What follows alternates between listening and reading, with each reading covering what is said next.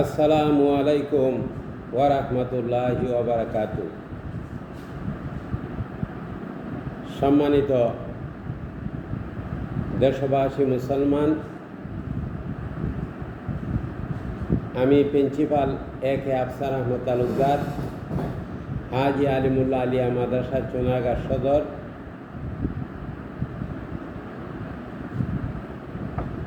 আমি মুসলমান জাতিকে উদ্বুদ্ধ করণার্থে আমি একটা কথা বলতে চাই। আল্লাহ রাব্বুল আলামিন বলেছেন, ওয়াতাসিমু বিহাবলিল্লাহি জামিয়ান ওয়া লা তাফাররাকু। ওয়া কিলা ফি বাজিল আমসাল আল ইত্তিহাদু কুওয়াতুন। আল্লাহ রাব্বুল আলামিন বলেন, তোমরা আল্লাহ রজ্জুকে মজবুত করে ধারণ করো, পরস্পরে বিচ্ছিন্ন হয়ে যায় না। এমনিভাবে বাজ আমসালের মধ্যে বলা হয়েছে, উপমার মধ্যে বলা হয়েছে আল ইত্তিহাদু কুওয়াতুন, একতাই শক্তি। আমি অত্যন্ত আনন্দের সহিত দেশবাসীর কাছে একটা বক্তব্য রাখতে চাচ্ছি যে বিগত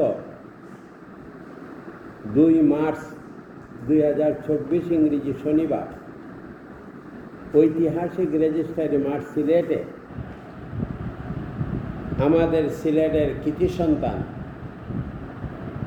মাননীয় এমপি মহোদয় আল্লামা হুসামউদ্দিন চৌধুরী ফুলতুলি যে গুরুত্বপূর্ণ বক্তব্য রেখেছেন, সেই গুরুত্বপূর্ণ বক্তব্য শুনে আমি অত্যন্ত খুশি হয়েছি। আমার এর অনেক আগেই এই বক্তব্য সম্পর্কে আমার কিছু বলার ছিল, কিন্তু সময়ের অভাবে আমি বলতে পারি নাই। উনি যে বক্তব্য রেখেছেন, এই বক্তব্যর দ্বারা জাতির চরিত্র গঠন হবে। ওনার বক্তব্যটা জাতির চরিত্র গঠনে সহায়ক হবে। এবং উনি যে ইমানি বক্তব্য রেখেছেন, এই বক্তব্য খেয়াল করলে ইমানদারের ইমান মজবুত হতেও ওনার বক্তব্যটা সহায়ক হবে। বাংলাদেশের মধ্যে আমাদের সিলেটে একজন খ্যাতনামা আলেম জাতীয় সংসদের মধ্যে যাওয়াতে আমরা আলিম উলামারা বাংলাদেশের গর্ববোধ করতে পারি যে একজন সুযোগ্য সুদক্ষ আলেম বাংলাদেশের সংসদে ইসলামের জন্য, ইমানের জন্য, মানুষের চরিত্র গঠনের জন্য, দুর্নীতি দমন হওয়ার জন্য উনি বক্তব্য রাখেন। ওনার মতো মানুষ যদি বাংলাদেশের সংসদে আরও কিছু সংখ্যক মানুষ যাইত, এই বাংলাদেশ থাকতো না, বরং ওইটা সোনার বাংলা গঠন হয়ে যাইত।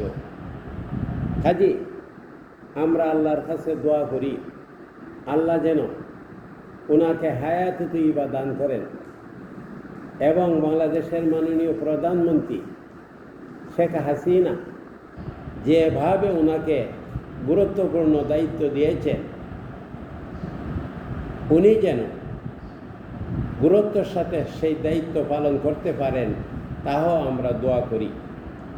আমি প্রিন্সিপাল এ.কে আফসার আহমদ তালুকদার, চুনারগাঁ সদর হাজি আলিমুল্লাহ মাদ্রাসার পক্ষ থেকে, এবং আমি বাংলাদেশ জমিয়তুল মুদারিসিন চুনারগাঁ উপজেলা শাখার সভাপতি হিসাবে এবং ইসলামী ফাউন্ডেশন কর্তৃক 750 ইমাম এবং মুয়াজ্জিন কল্যাণ পরিষদের সভাপতি হিসাবে ওনাকে আল্লামা হুসামউদ্দিন চৌধুরী ফুলতুলি সাহেবকে ধন্যবাদ, মুবারকবাদ জানাই যে ইসলামের সার্থক হয়েছে যে উনি যে জাতীয় সংসদে গিয়েছেন এবং গুরুত্বপূর্ণ বক্তব্য রেখেছেন। কাজী দেশবাসীর প্রতি ওনার জন্য আমরা দোয়া চেয়ে এনেছি যে ওনার জন্য আপনারা দোয়া করবেন, আমরাও দোয়া করি এমন যোগ্যতা সম্পন্ন ব্যক্তি জাতীয় সংসদে গেলে দেশের রাষ্ট্রের অনেক উপকার হবে। কাজী আমি সবাইকে আন্তরিকভাবে ধন্যবাদ মুবারকবাদ জানাই। আর সেই বলেই আমি আমার বক্তব্য শেষ করছি। আল্লাহ হাফেজ। বাংলাদেশ চিরজীবী হোক।